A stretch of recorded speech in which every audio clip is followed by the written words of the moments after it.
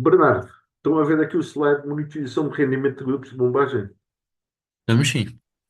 Obrigado. Bom, então vamos lá falar sobre a monitorização de grupos de bombagem. A modo de introdução, o custo, a maioria do custo de exploração de um grupo de bombagem é energia elétrica, não é?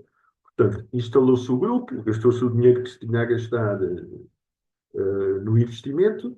Agora, daqui para a frente, a maioria dos custos, a esmagadora maioria dos custos, é de energia elétrica.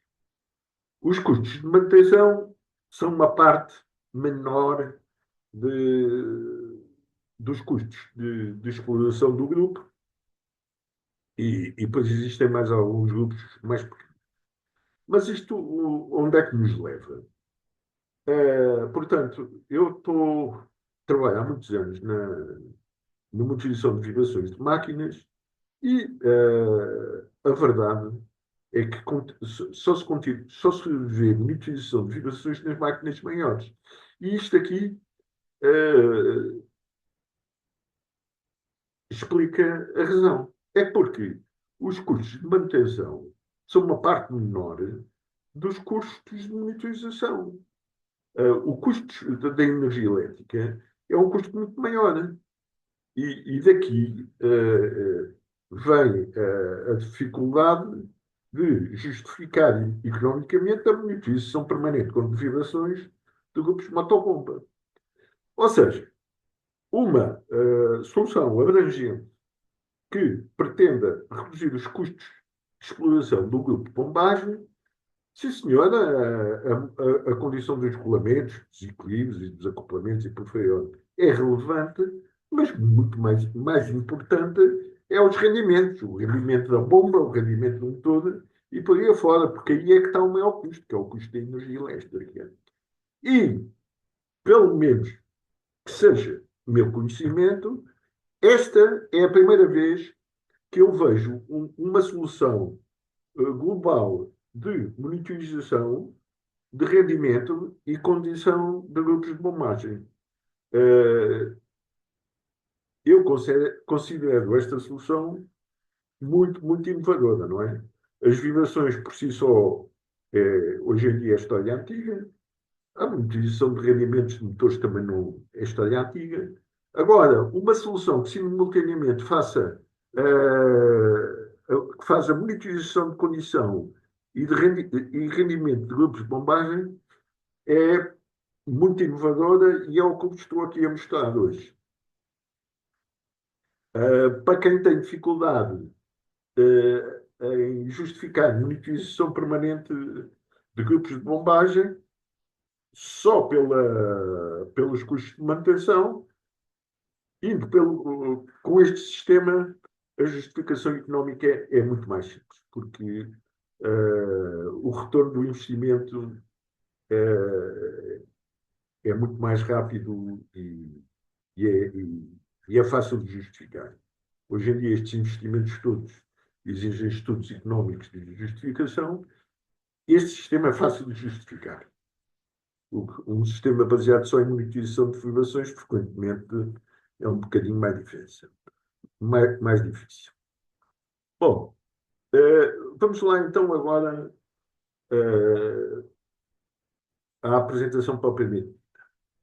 Portanto, temos aqui o modo de funcionamento de uma bomba centrífuga, não é? Portanto, temos o motor que fornece a energia ao sistema, põe o impulsor a rodar, o impulsor aspira da tubagem de aspiração, depois sai o fluido pela descarga, o impulsor converte a energia cinética em pressão, e pronto. E cá temos o princípio de funcionamento da nossa bomba. Uh, e, e aqui temos isto um bocadinho animado, a ilustrar a conversão da energia cinética em pressão.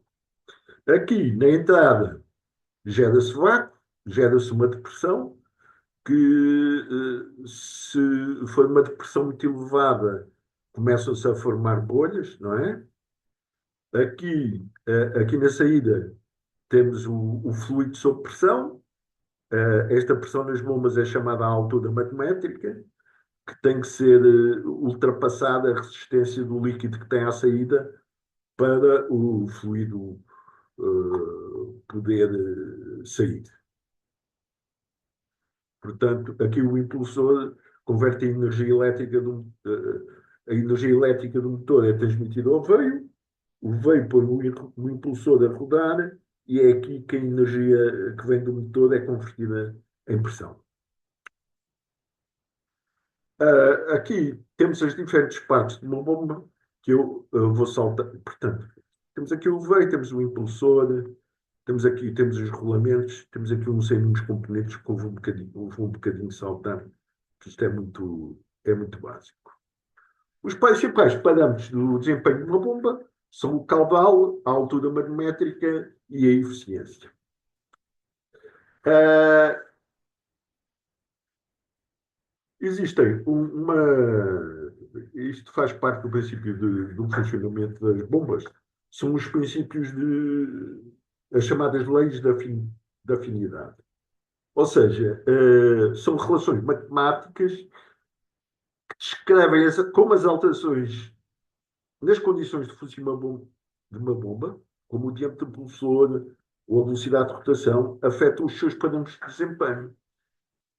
Estas leis fornecem informações valiosas sobre a forma como os ajustes na concepção ou funcionamento da bomba podem ter impacto em fatores como o caudal, a altura matemática e o consumo de energia. Ou seja, se a partir do consumo de energia a gente consegue relacionar a altura matemática e o caudal, nós, através do consumo de energia, conseguimos saber, através do consumo de energia da bomba, nós, do motor, digo eu, nós vamos conseguir tirar, o sistema. Este sistema consegue tirar a informação sobre o rendimento da bomba. E estas equações estão por trás do princípio de funcionamento deste sistema de artésias de medição de desempenho de bombas. Ou seja, o sistema da artésias não só mede o rendimento do motor elétrico, que isso a partir de medições e correntes, de tensão e corrente é uma banalidade, há inúmeros sistemas que fazem isto, para além de também medir, avaliar a condição do funcionamento do motor e da máquina acionada, de todos os componentes relevantes, rolamentos, desequilíbrios, desalinhamentos, avarias elétricas e por aí afora. A partir destas equações, também consegue medir o rendimento da bomba. E se ela está a trabalhar em condições ideais. E aqui temos a relação entre, por exemplo, se reduzimos a velocidade de rotação em 20%, o caudal baixa em 20%, a altura manométrica reduz 36% e a potência reduz 49%. Portanto, temos aqui a lei da afinidade do caudal, com um pequeno exemplo de aplicação. Se a velocidade de rotação for aumentada de 1200 para 1500, o caudal sobe 25%. A utilização da segunda lei da afinidade, se a velocidade for aumentada para 1500, a nova altura manométrica passa, portanto, de 50 metros para 78 metros. Portanto, sobe 56%. E depois a lei da afinidade da potência. Se passar de 1200 para 1500, o consumo de energia passa de 20 kW para cerca de 39. Ou seja, o consumo de potência passou, o consumo de energia passou para 95%. A partir destas equações,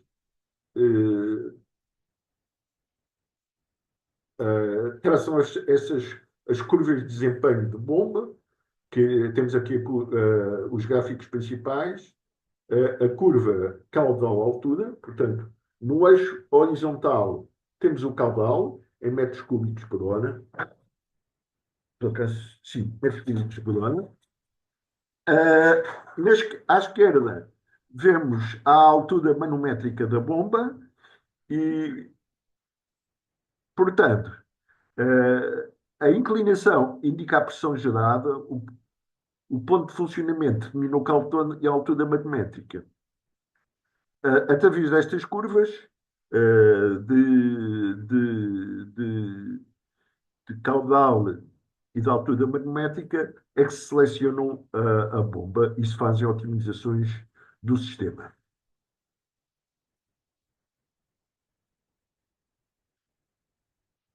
Portanto, aqui os máximos deste gráfico são os pontos de eficiência óptima e, é evidente, procura-se sempre trabalhar nos pontos de eficiência ótima.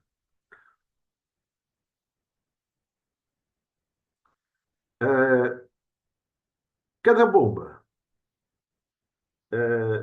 tem um ponto de melhor eficiência. Portanto, temos aqui a relação entre caudal e altura manométrica para esta bomba e onde ela onde este gráfico vermelho cruza a curva característica do desempenho da bomba, aqui no 100% é o ponto de funcionamento ideal.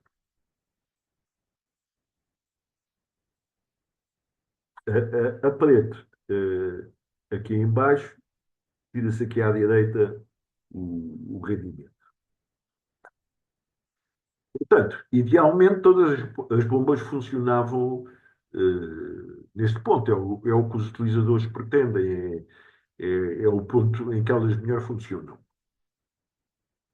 É o ponto onde o funcionamento é mais económico e sustentável, reduzindo o consumo de energia e custos de funcionamento. Aqui outra curva, a relação entre caudal e consumo de energia, que é esta curva que está aqui à direita, que se vê aqui também em baixo, então à esquerda.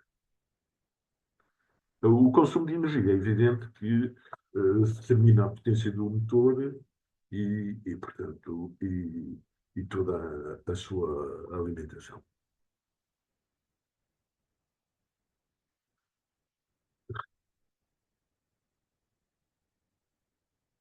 Aqui, esta curva exprime a alteração da pressão, aqui, né, em função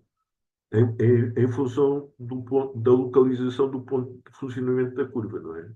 Temos a curva do sistema e o ponto de operação. Portanto, aqui trabalhará a 90%, aqui trabalhará a 80% e por aí afora.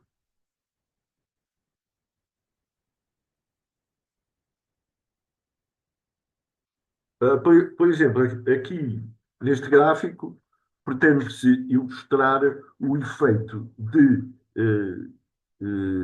alterar o caudal através do estrangulamento de uma válvula.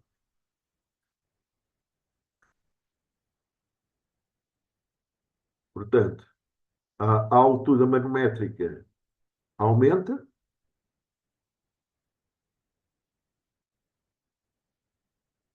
eh, o caudal diminui. Estão a ver? Portanto, o caudal que está aqui passa para aqui, ou seja, houve um deslocamento para a esquerda e, em compensação, a altura manométrica subiu.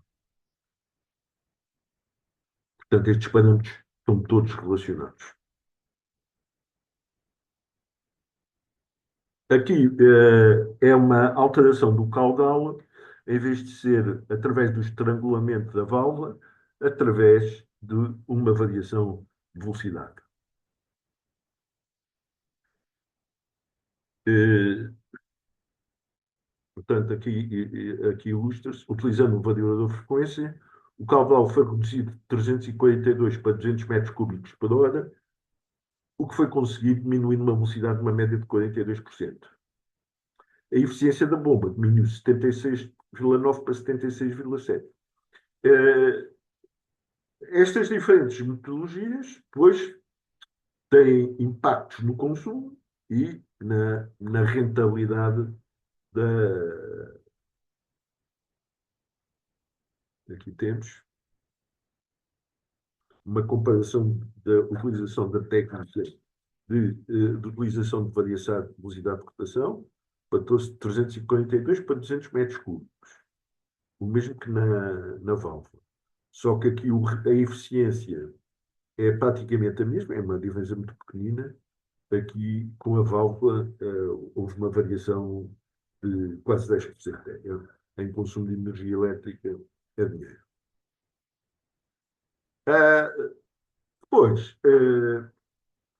quando as bombas se começam a afastar do seu ponto de eficiência ótimo, começam a aparecer diversos fenómenos. Portanto, se nós imaginarmos um impulsor, é uma bomba de água.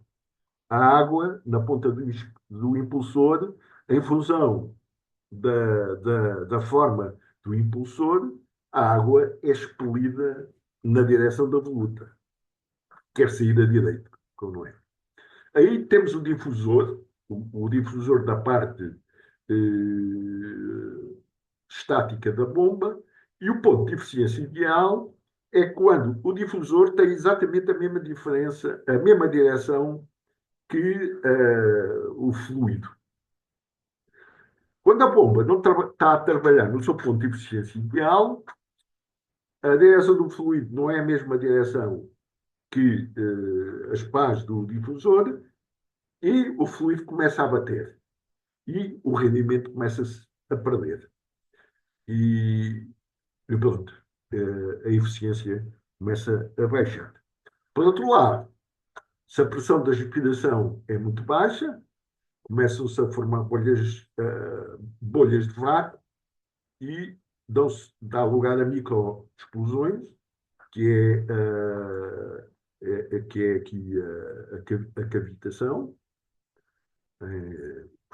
Parece que a bomba parece estar cheia de pedras, que são as microexplosões. Se a pressão de descarga é muito alta, portanto, o caudal baixa e o caudal baixa e pronto. Também há cavitação. Há aqui um ponto de evolução de funcionamento ideal. Quando há cavitação e fenómenos desse estilo, começam-se também a dar desgaste no impulsor.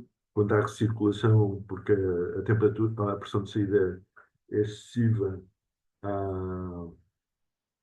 o veio começa a oscilar muito na axial e pronto. Podem surgir diversos fenómenos que põem em causa a integridade da máquina. E, portanto, idealmente, um utilizador, quando compra uma bomba, pretende, pretende que ela funcione sempre no ponto de funcionamento ideal. Como é evidente, existem inúmeras razões para isto não ser assim. Portanto, idealmente, teria que se verificar se as máquinas realmente estão a funcionar no ponto de eficiência ideal.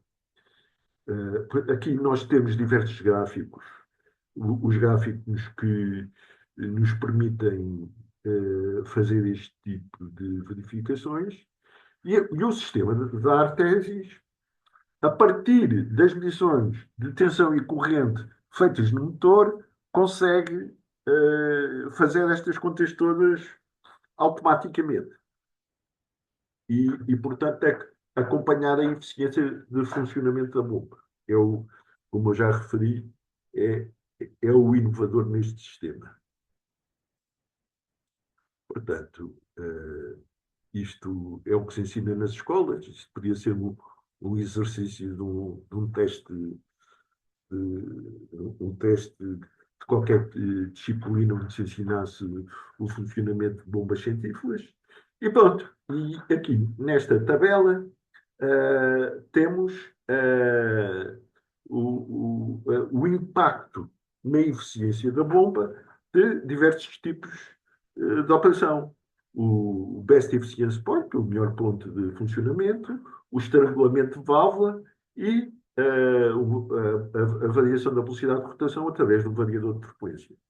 E vemos ali à direita o impacto no rendimento da máquina.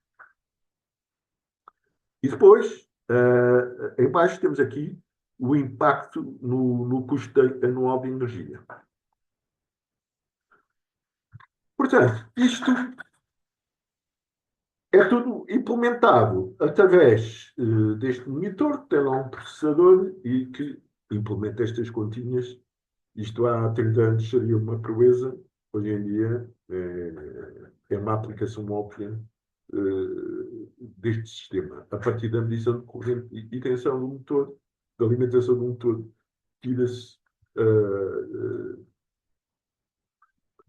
todas estas funcionalidades, a monitorização de condição, mecânica, elétrica, processos, energia, eficiências, avarias, otimização de manutenção, detecção de avarias, diagnóstico automatizado, que me referi ao que ele faz, o diagnóstico é automático, não é preciso ter alguém interpretar não sei quantos parâmetros. Depois, como é feito a partir do quadro, não é preciso ir para o pé das máquinas, por exemplo, se for máquinas, uma bomba que esteja num poço lá, não sei quantos metros lá embaixo, isto é implementado no quadro, portanto, idealmente é cá em cima. E depois é tudo feito com base na nuvem, que enquanto houver eletricidade a gente consegue ver os resultados. Se não houver, já foi. E então, isto aqui é um ecrã do software do sistema. Vemos aqui as curvas da bomba, o ponto de eficiência ótimo, a região em que a máquina, a verde, onde a máquina deve trabalhar, a amarela, onde começa a ser perigoso, a vermelha, a zona a evitar, depois tendências dos diversos parâmetros e por aí afora. E temos aqui um caso prático, de uma bomba, de um minador, em que uma auditoria energética identificou que havia um consumo de energia elétrica, e então foi instalado um sistema destes para avaliar a situação e para se determinar a ação a efetuar. Portanto, pretendia-se saber em permanência a eficiência da bomba para reduzir os custos de energia, e então decidiu-se utilizar este sistema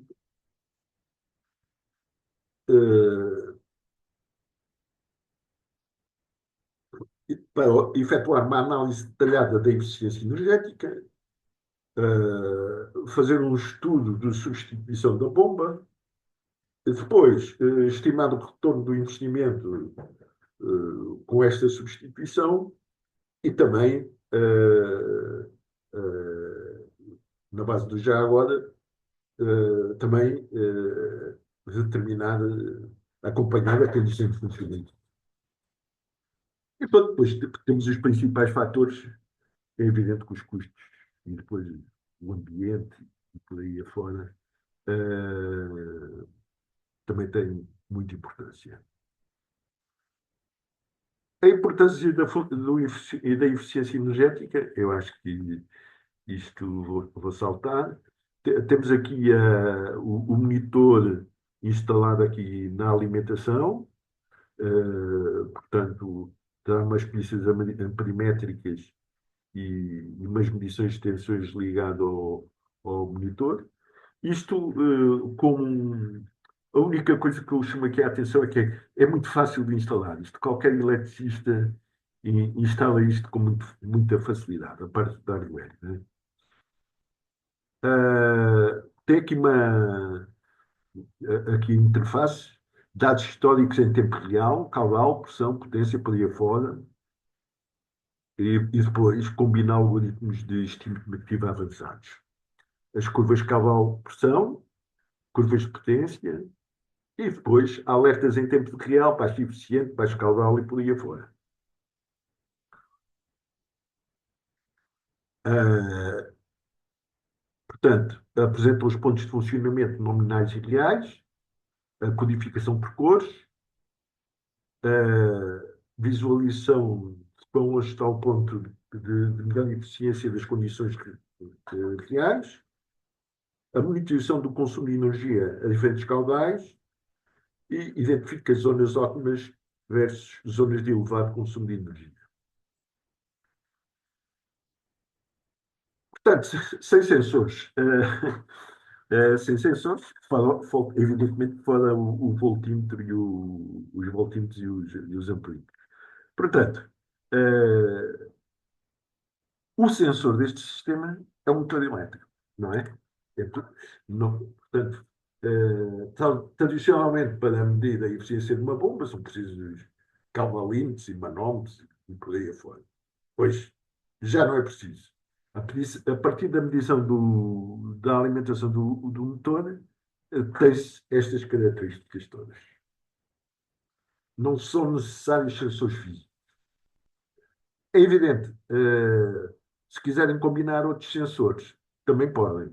Este sistema tem um PC, e se vocês se tiverem outros sensores, para o PC pode-se juntar mais informação a estes gráficos. Depois tem os gráficos de tendência de 24 horas, depois tens estudos estatísticos de distribuição de caudal, tempo de funcionamento em diferentes zonas de caudal, operações eficientes e ineficientes.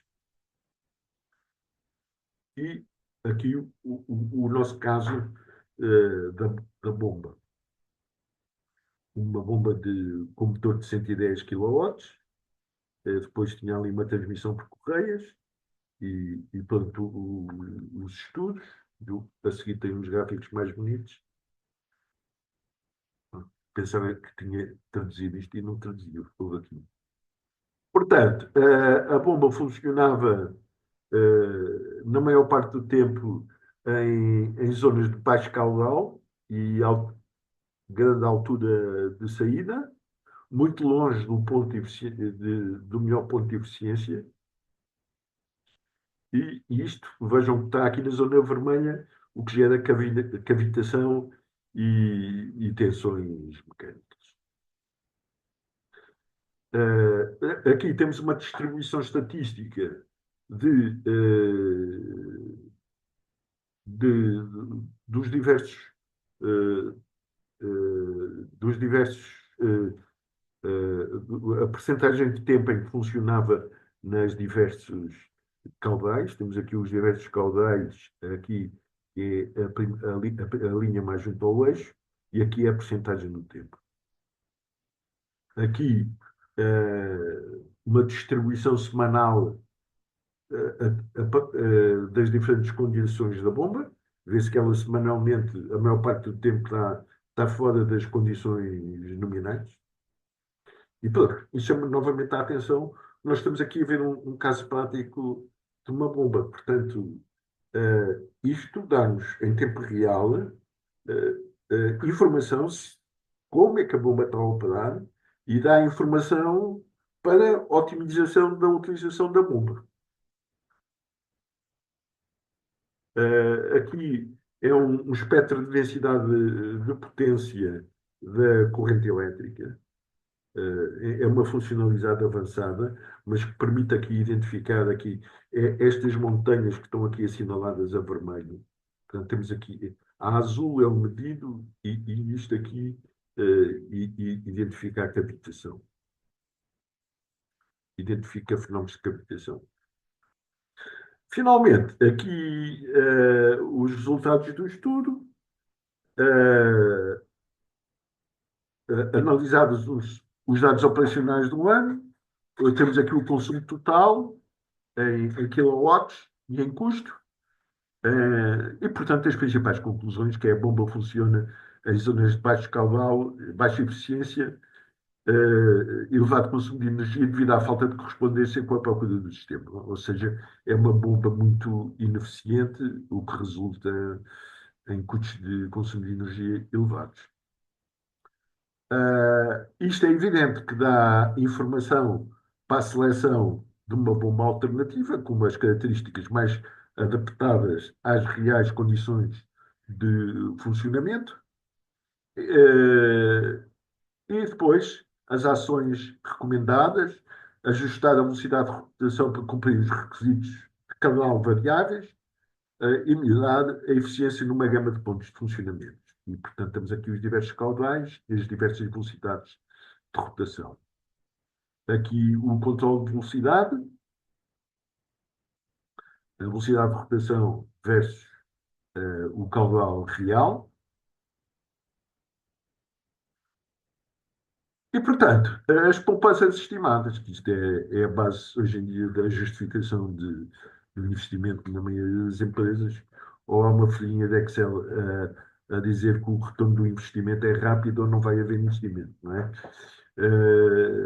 Portanto, aqui a bomba proposta reduz, penso que a bomba proposta propõe-se reduzir o consumo elétrico para menos de metade, o consumo, portanto, está aqui mais ou menos metade, 30 mil dólares por ano. E, evidente, estamos a falar só de consumo de energia, mas também em custos de manutenção isto irá reduzir, porque aquela bomba estava a funcionar em muito más condições mecânicas. E, portanto, é aqui o período de retorno de investimento, 1,28 anos, hoje em dia, normalmente considera-se qualquer retorno de investimento, idealmente é menos de 2 anos aqui cumpre este objetivo. Aqui, portanto, para validar, portanto, isto é tudo muito bonito, mas, portanto, a seguir vem a pergunta, sim, senhora, então, mas lá, fundamento lá que isto funciona mesmo e que não é tudo realidade virtual. Bom, então aqui temos um gráfico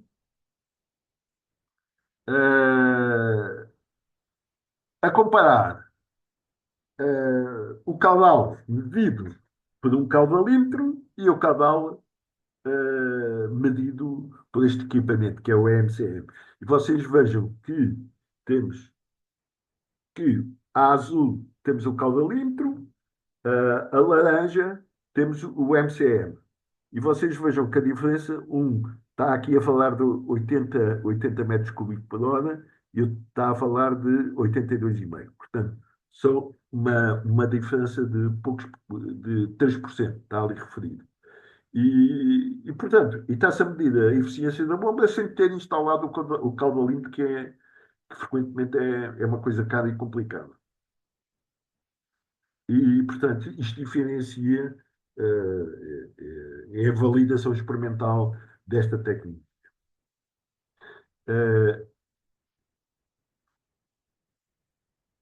Portanto, aqui é o desvio entre as medidas dos dois sensores. Verifica-se que isto anda sempre aqui à volta de 3%, ou seja, é um erro de medida normal. E a conclusão é que isto permite monitorar o rendimento de uma bomba sem sensores adicionais de uma maneira eficiente.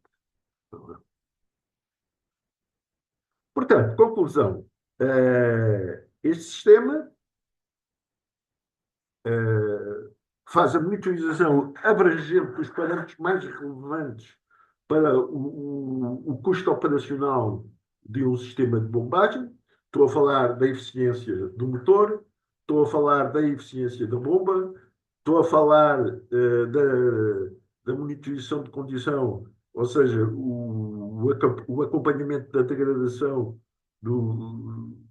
da condição de funcionamento da máquina, quer em termos elétricos, quer em mecânicos, e também, evidentemente, que permite otimizar as paragens conforme as necessidades da máquina e não com base em tempo ou em horas ou outra metodologia qualquer. É escalável, podem ter isto só numa máquina ou podem pôr isto em muitas máquinas, ou pode-se imaginar que um ano está numa e outro ano está noutra, também pode ser. E tem aqui uma ferramenta poderosa para fazer estudos sobre eficiência de máquinas e estimarem o retorno do investimento em soluções alternativas. E pronto, são 15h26. No programa estava escrito que isto ia durar 1 hora. Estou aqui para ouvir as vossas perguntas, que estou para aqui a falar há 1 hora, para aí gostava de ouvir falar alguém. Existe alguma pergunta? É evidente, nós estamos à disposição de quem estiver interessado para fazer uma demonstração. Bernardo, alguma pergunta?